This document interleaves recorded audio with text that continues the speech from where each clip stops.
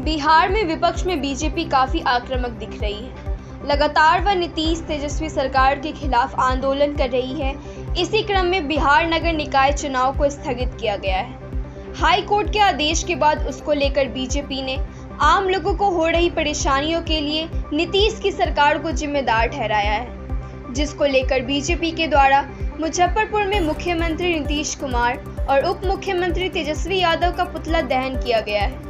साथ ही साथ जमकर नारेबाजी भी की गई है। शहर के कल्याणी चौक पर यह पुतला दहन किया गया है। इस दौरान बीजेपी के कई नेता शामिल थे।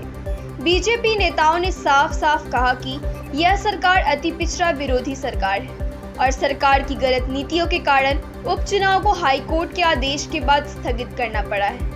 ऐसे नहीं, प्रत्याशियों और आम लोगों को काफी परेशानी हो रही है। जल्द से जल्द चुनाव होना चाहिए और अति पिछड़ों को आरक्षण मिलना चाहिए। इस सरकार ने प्रत्याशियों और जनता के साथ खिलवाड़ किया है।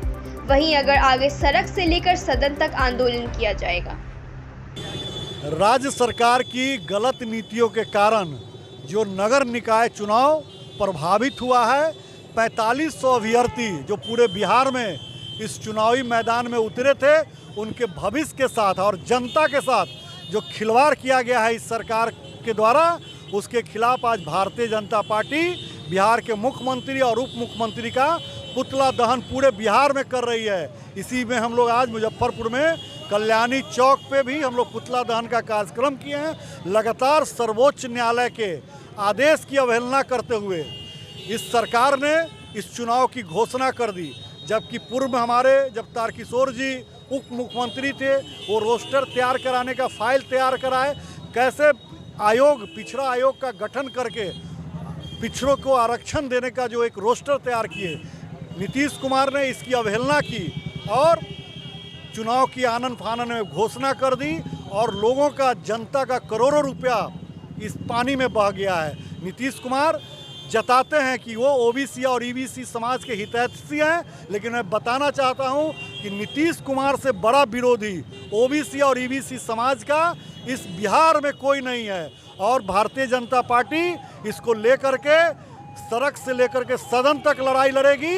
और आज तो ये आगाज़ किए हैं पुतला दहन से, आगे आने वाले दिनों में भारतीय जनता पार्टी उग्र आंदोलन भी करेगी और इस सरकार का ईंट से ईंट बजाने का काम करेगी। और भारतीय जनता पार्टी ही सत्ता में आई थी तो नगर निकाय चुनाव हो या पंचायत चुनाव हो, आरक्षण देने का काम किया था। इससे पहले भी लालू यादव की सरकार थी तो इस चुनाव में आरक्षण नहीं दिया जाता था। तो भारतीय जनता पार्टी सदैव ओबीसी और ईबीसी की हितैषी रही है।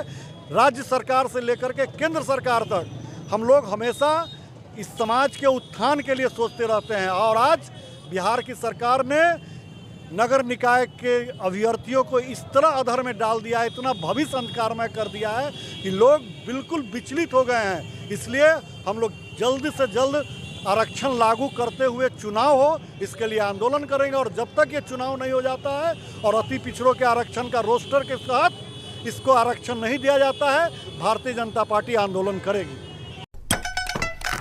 ये एशियन पेंट्स का GX19 इन्हें वाह कॉन्ट्रैक्टर बनाता है। कुछ भी इससे बच ना पाए, कोना कोना ये सजाए। वाह कॉन्ट्रैक्टर, वाह कॉन्ट्रैक्टर। टाइम भी देखो कम लगाए, घर की शान बढ़ती जाए। वाह कॉन्ट्रैक्टर, वाह कॉन्ट्रैक्टर। बस फिनिश नहीं, मशीन फिनिश कहिए जनाब। क्या बात है कॉन्ट्रैक्टर साहब? कॉन्ट्रैक्टर नहीं, वाह कॉन्ट्रैक्टर, वाह कॉन्ट्रैक्टर। एशियन पेंट्स का GX19 अब हर कॉन्ट्रैक्टर होगा वाह कॉन्ट्रैक्टर, वाह कॉन्ट्रैक्टर।